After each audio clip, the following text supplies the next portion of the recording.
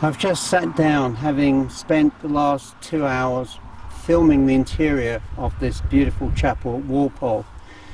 Also soaking up the ambience, the atmosphere, and the architecture.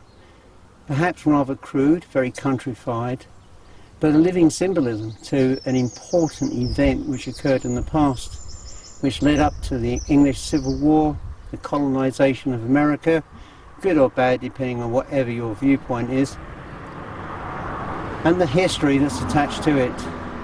And I've thoroughly enjoyed this experience. It's been very, very hard. I have a lot of editing to do, and particularly so with narratives. There was too much for me to do to talk about today to the camera that I could ever possibly hope to achieve in a day's filming. So I've covered essential parts of the architecture of the building inside, looking at some of the box pews and the benches, and it's been a very pleasurable experience. The downside is, of course, we're quite close to a road. Even though we're in the middle of the countryside, there's traffic everywhere. And so every 2 or 3 minutes, or maybe less than that, the peace is shattered by a truck or a car which is driving past. But it's been quite an incredible experience. I've never been into a Puritan chapel, or an independent as they prefer to call themselves.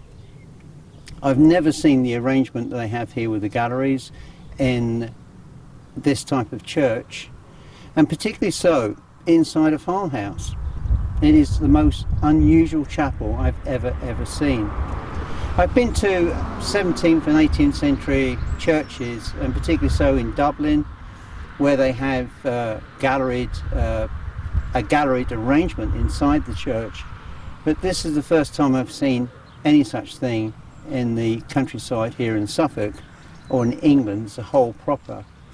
And when you come back to a place like this and you can soak up the atmosphere and the history, you can just briefly escape from the dreadfulness of the world we live in today and go back to a different era, a different past with different problems, admittedly. But for me, the experience has been exhilarating, and hopefully, of course, once the documentary is completed, you too will be able to savour and enjoy my efforts.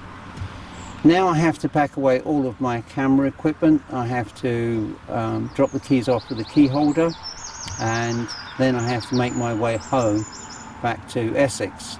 It took me about 2 hours getting here today because of the traffic on the A12 near Ipswich, where it branches onto the A14. These are, in case you don't know the area, these are two major arterial roads that converge on a roundabout, and the traffic jam literally went back miles, so I was delayed somewhat in getting here today. But I'm pleased that I got here, I'm pleased that I filmed, and I'm hoping, really hoping, you're going to be pleased with my effort. Anyway, thank you, and speak to you again very soon.